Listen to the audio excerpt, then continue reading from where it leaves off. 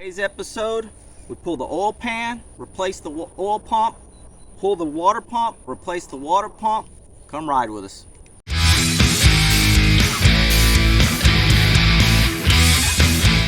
Okay, what the deal is here is this standard volume oil pump just doesn't seem to put out enough volume or even pressure at lower RPMs. It'll start picking up once the RPMs come up, but at idle it doesn't give me the oil pressure that I need. This is actually a freshly rebuilt engine, even though it doesn't look like it. This thing has less than 500 miles on it at this point. So we've got a little bit older but still good high volume, high pressure pump that's going to go back in here. In the previous motor, it actually put out around 30 psi at idle, and that's at a low idle. So I like that a little bit better. At higher RPMs, it puts out about 60, and that's consistent. So that's one of the other deals. If you remember, a while back I did a short showing me driving my original vehicle, saying that I was driving my original vehicle. Well, guess what just went out at that particular moment? The seal on this particular water pump. Now, I've had this vehicle since I was 17. This water pump was on this vehicle when I bought it. This is a 72 Ford. I don't know if it's the original. I don't know any of the history behind it, but this water pump and the seal on it had survived the entire time I've actually had this vehicle. So I pretty well think I got my money's worth on it. So what we're gonna do, pull this one off and pull those off, and hopefully get as much back together in the vehicle as possible. One other little piece of information here is you got to be careful with these hoses right here. You have to either pull the intake or the water pump in order to get them changed out. In this case, this was a brand new piece of radiator hose, or not even that, heater hose, and you can already see I don't like this stuff. It's already cracking up, and that's actually the second one since the 500-mile rebuild. So you do what you got to do, but I'm going to use a different style hose. I'm actually going to go through and replace this with a bypass hose that's actually molded formed, and I'm going to cut a section out of it in order for it to fit. That way, hopefully, it's a little bit better quality of hose.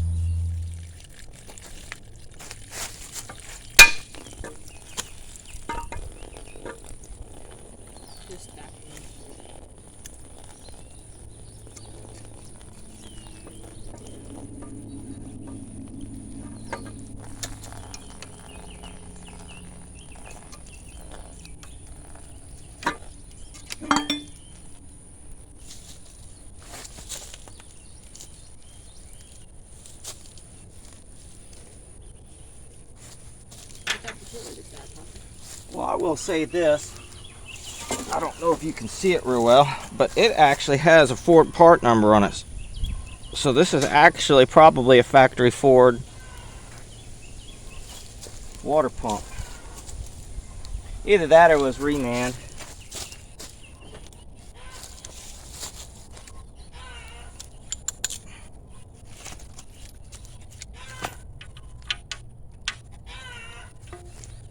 Oil pan bolts are 1/2 inch. Well, at least some of them are. I'm expecting to see a lot of stuff come out. I drain the oil. That's right.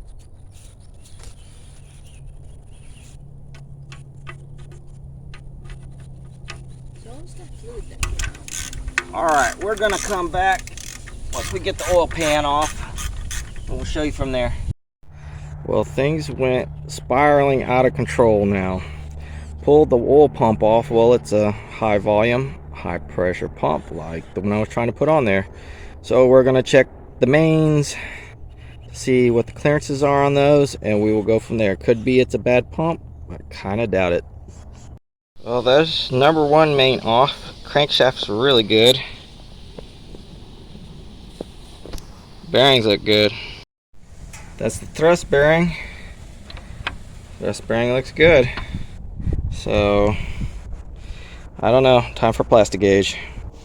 Alright, since we went ahead and checked the bearing clearances, we went ahead and installed the old oil pump that came out of the engine prior to this. Excuse me. And we're putting this sucker back together. Got brand new gasket here, brand new gasket here. Very important on these FEs. If you don't put those in, you'll get an air sucking port problem. Gasket's back sitting there drying because I put a little bit of RTV here, here, here, and here. Now I've got the oil pan cleaned up. I'm going to throw it back on and tie that back up and then flip it back over. We're going to start moving along. Alright guys, thank you for coming along with us on this little chore here. What we ended up doing, we changed out the water pump, we pulled the oil pan off, we pulled two of the mains, plastic gauged them, checked the bearings, made sure everything was good there. We didn't check the camshaft bearings, but the camshaft bearings we know are good. That's a known item that's good. I did end up changing the oil pump. We checked, it had both its gaskets like it has to.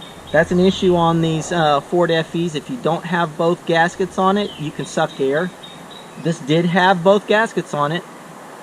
Brand new pickup screen and tube. We checked those, no cracks. Its orientation is where it needs to be. So the only thing I could think of is something was sticking or something wasn't right inside of that other oil pump. That being said, we're ready to put this thing back in the truck as soon as we get the flywheel bolts in. That's about it. Thank you for coming along with us. If you liked it, please like, subscribe, comment, Rumble if you're on Rumble. Please ignore the animal sounds in the backgrounds. We got roosters and sheep and dogs and all kinds of stuff. I hope that you enjoyed it. Just drive it.